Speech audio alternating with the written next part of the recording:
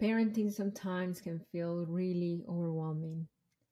If you feel constantly, chronically at the end of your rope, that you are tired 100% of the time, 24/7, that you don't have enough energy to play, enough energy to, as much as you want to parent your child peacefully and be their safe emotional space, there is nothing left in you, then this podcast episode is for you because I'm going to share tools with you that I've been working with my coaching clients in HIC parenting for you to go from touched out at the end of my rope to find more peace and more easygoing routine and time with your kids.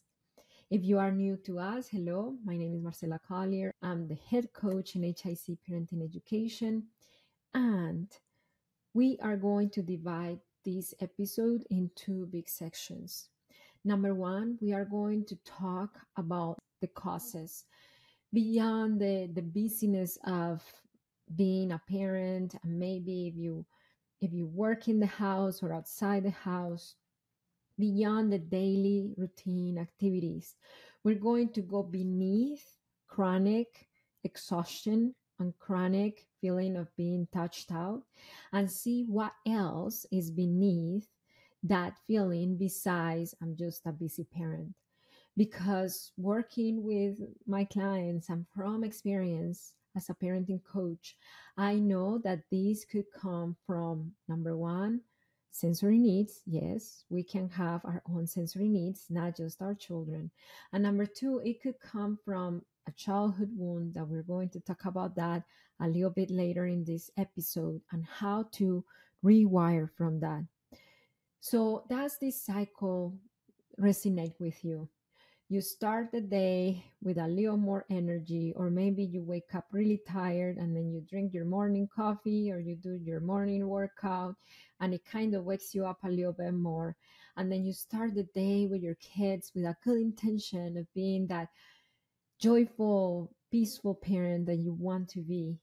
And as the day progresses and progresses, by 4 p.m., you turn into, I remember one parent was telling me, by 4 p.m., I turn into this monster mom. That was her language. And you turn into this parent that you don't want to be.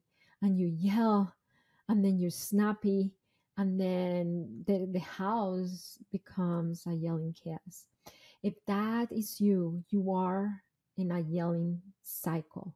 And I want to announce that not just our coaching clients will have help with this, but I'm so happy to bring a very affordable resource for you. This is a new mini course. It's called the Break the Yelling Cycle mini course. This is designed for parents, is designed from parents and for parents to help them master their calm and reconnect and repair the bond with their kids after emotional outbursts. So this is a 3-day mini course that launched today, and we have an early bird sales price until September 1st. So it launched on August 29th. We are in early bird pricing until September 1st. And then in this course, you are going to get to the root of your yelling, because trying to take deep breaths is not going to break the yelling cycle. It's understanding what's beneath it, beyond the I'm just tired because I have many things to do. Number two, you are going to gain instant tools to help you in the moment that work for you.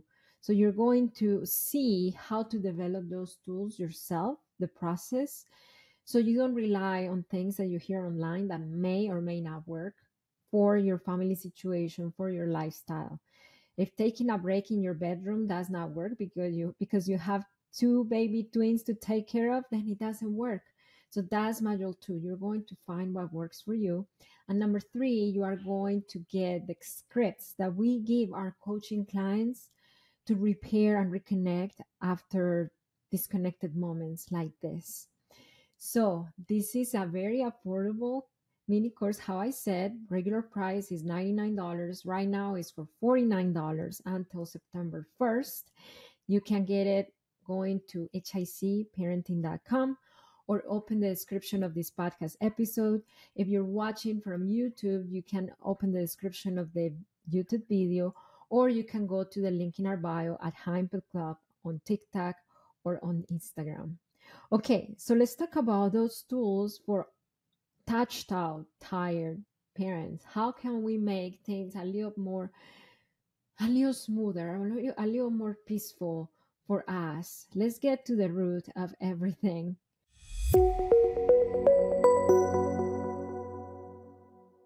Tools for tired, touched out parents. I was that tired, touched out parent. And what I want to identify and differentiate here is that one thing is for us to get tired, and another thing is for us to live in exhaustion, and I'm at the end of my rope, and I never have energy left in me to give. If you are in that cycle, then this podcast episode is for you. This is not for the parent who gets tired, but for the parent who lives in exhaustion and who lives in empty.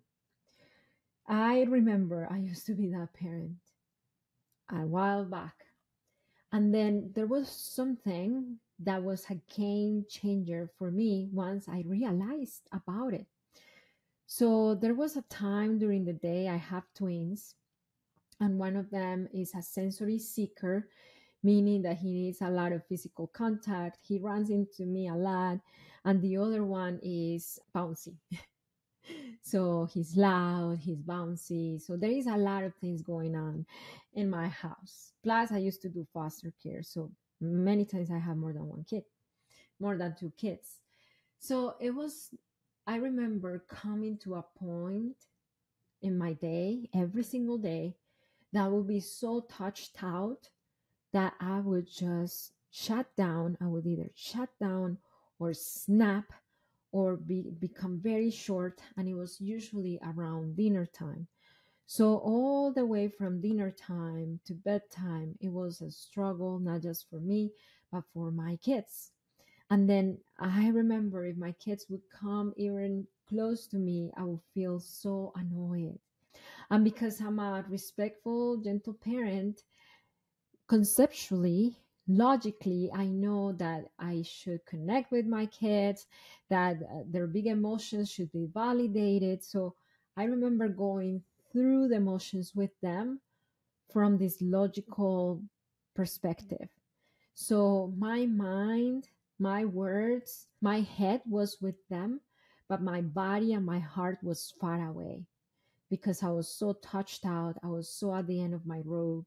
I just wanted to give up. That all it was left from me, it was what I could do logically.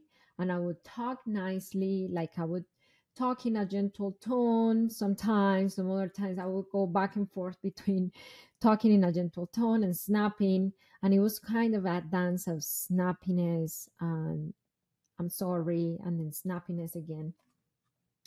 And then I learned something about myself. I learned that I have sensory needs.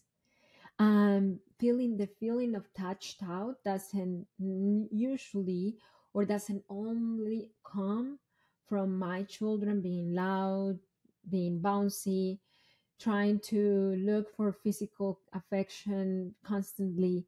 It does not only come from that. So I started learning a lot about sensory needs related to anxiety.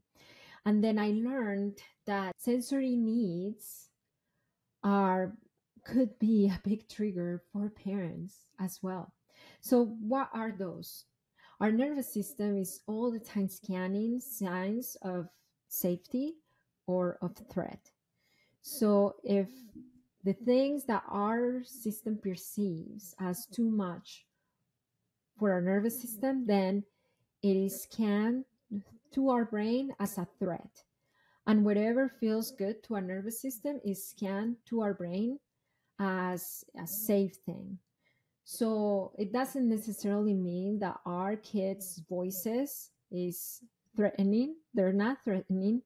But if it feels to the nervous system like too much, then the brain interprets that feeling from the nervous system as a threat. And that's what it was happening to me. Not of my kids, but I noticed that my nervous system is hyper reactive and very sensitive to noise. So every time, I'm a Latino, a Latino woman. And if you are Latino, you may relate with me. We do everything with music.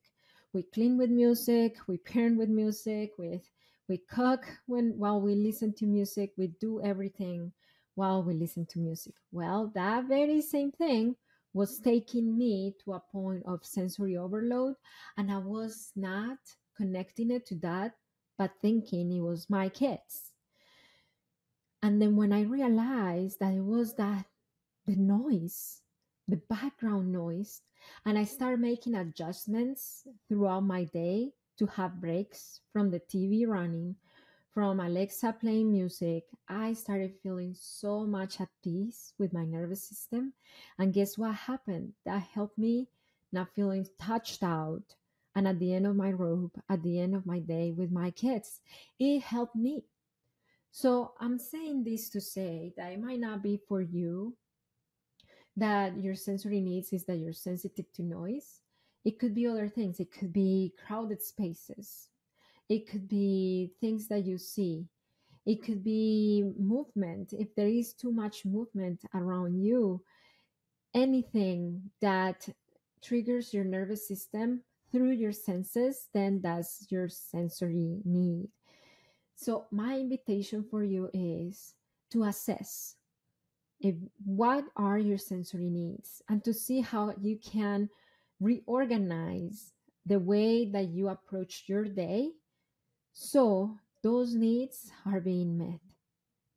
So for example, if you get a lot of sensory anxiety when you are in crowds, it might not be a good idea to go grocery shopping with your kids after circle time at the library.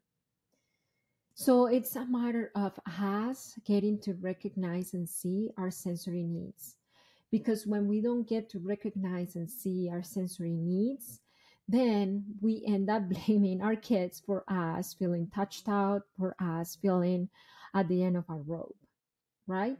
So it's not 100% our kids the responsible of us feeling touched out and overwhelmed, sensory overloaded. What else could it be? I encourage you to be curious with your own system, with your own self, and explore how you could adjust to make your nervous system less reactive to different things. That helps so much. And this is something that you are going to explore as well. If you do get the yelling cycle mini course, what your needs are, how you can take care of yourself. Okay, so let's move on to another hidden factor that contributes to us feeling we're all the time running on empty, we're all the time touched out, we're all the time at the end of our rope. Remember that this episode is for the parent who feels chronically on E. It's not just about like I get tired because it's human to get tired. It's about like if you live on E every single day of your life. This could be very possible when you lived the childhood wound of rejection. So, according to research, there are 5 core childhood wounds. And those childhood wounds, if they're not resolved, if they are not treated in therapy, if we are not aware of them, then we run our adult life from the shadow of those wounds. So, what happens when we had the childhood wound of rejection? So, when we were little and when we were accepted as long as we behaved the way the adults in our life wanted us to behave, and if we did not behave that way, if we did not meet those standards, then we were isolated, we were sent to our room, don't talk to me. They withdrew their love and attention with No, you're not going to come and hug me. If you were that rude to your sister earlier, if we leave those levels of rejection when we didn't meet expectations, then this creates the childhood wound of rejection. So now, as a parent, it could take you to feeling parenting burnt out, to feeling touched out, to feeling tired, running on E every single day. Why? Simple. Because you learn that you are accepted, loved, and connected as long as you're performing, then subconsciously, yes, this is not a conscious process, subconsciously you are placing expectations on yourself to perform, to perform, to perform, to perform to the point of exhaustion. So let me give you an example. There is a mom, this is a true story. This is a mom with two children. She homeschools and she used to be a former teacher. And then what happens? In her homeschooling environment, she did not only have the dynamic of I am the teacher and you are my students, but I am the teacher, you are my students, and I am your mom and you are my children.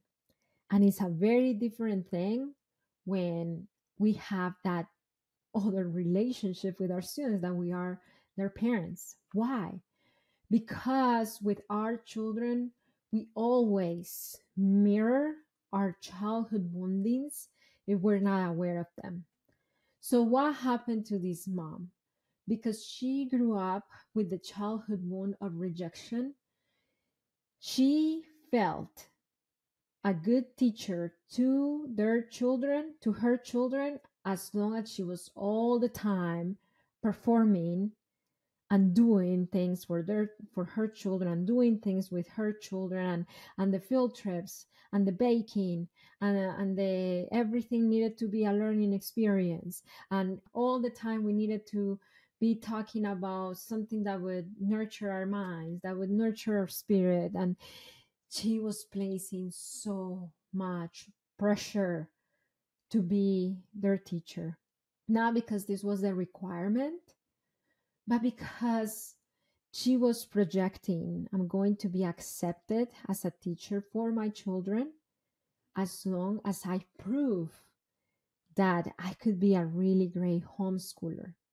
So she would wake up, she used to wake up every morning and have the plan ready, and she would be go, go, go, go, go, go, go, go, go.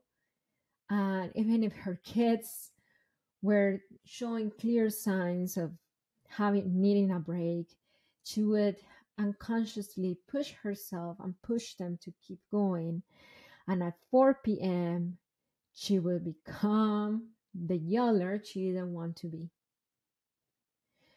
And then all the way from dinner to bedtime, it was a struggle. And then I remember this mother saying, I watched this on YouTube, I don't know why, if I had to teach to 20 children in the past when I was a teacher in a public school, how come teaching to two kids is so overwhelming? And it's because with her own children, she's using her skills as a teacher to prove and gain their love, attention, and connection, because from her childhood wound of rejection, she relates performance with being accepted, with being loved, with being part of, with being a good person, and in this case, with being a good teacher and ultimately a good mom. So, do you see why being exhausted at the end of a rope, overtired, living on empty, living on E, touched out, doesn't necessarily always come from parenting? It could come from our own sensory needs, and it could come from narratives when we parent without the understanding of our childhood woundings. So, what is the way out? What was the way out for this mother? What was the way out for these children? Number one, recognizing the pattern. So the pattern is we are on go, go, go, go mode all day until we cannot hold it any longer. And from there on, we're just snapping at each other and yelling at each other. The kids have the biggest meltdowns. So that's the pattern. Number two, recognizing the narratives that are feeding that pattern. And the narratives that were feeding that mother's pattern was, I am a good teacher to my children who I homeschool as long as I perform, as long as I show them that I'm a good teacher, as long as I show myself and even other homeschooling parents that I'm a great homeschooler. Because yes, we could fall in the pattern of comparing ourselves with other parents who are doing the same things we are doing. So that's the very first thing to do, recognizing the pattern. And that's module 1 of the Break the Yelling Cycle mini course. You are going to get video trainings from me. You are going to get a workbook, and you are going to get a pre-recorded coaching session where you're going to see our coaches helping our clients recognizing their cycle that is taking them to exhaustion yelling. This is not a discipline yelling. I'm yelling at you because I'm disciplining you. No, this is an exhaustion. I yell at you because I'm exhausted, and that's all I have in me kind of behavior. So number 1, to recognize your pattern. Number 2, to understand your sensory needs. And from there, to create a plan to meet your sensory needs before you are so sensory overloaded that you are touched out, and then you, without wanting, you reject your kids that used to be back in the day. No, I don't want to be with you right now. Or you dread when your kids call you to play because you're like, they call me to play again. Okay, let me go. Or I make up excuses. No, I have a lot of things to do. And in reality, I just wanted to hide behind folding laundry because I didn't want to play with them. So that's number 2, to recognize our sensory needs and create a plan that works for us to meet those sensory needs so we don't get to the point of exhaustion yelling so often. And this is module 2 of the Break the Yelling Cycle course. We are going to provide you with the framework for you to build this pool of calming sensory tools to help you regulate before you get there, before you get to exhaustion yelling. And number 3, what will help you end this cycle of exhaustion yelling is to learn about how to reconnect back with yourself once you catch yourself. Because this is what happens to many parents. They catch themselves and then they feel a deep guilt and shame. And this deep guilt and shame brings them down even more. And then instead of fueling them to connect back with their kids and repair after their outbursts, they hide in their shell. They hide behind their phone. They hide behind chores. They hide behind stuff, errands, things to do, because they feel so guilty and shameful for yelling at the kids. So the way to go past that, to break through that, is to access self-compassion first, to acknowledge that you are a human, and then it's understandable that when you are on empty at the end of your rope with nothing else to give, I understand, and it's logical to me that you would end up at that point of yelling. But then the idea is that you give yourself that compassion.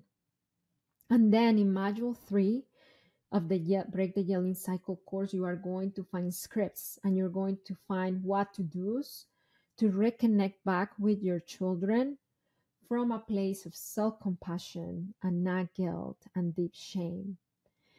So, if you are thinking, Marcela, this is great, could you please tell me number one idea to get out of this exhaustion yelling cycle? All our notes, you can find them hicparenting.com.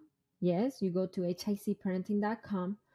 On our show notes are there. If you want to access the early bird pricing of this great course, very affordable.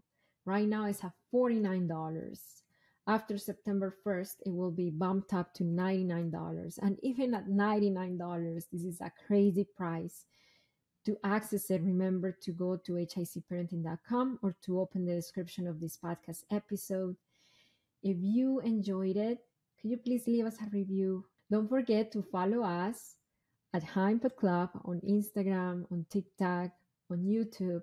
And remember that it only takes understanding to break your cycle.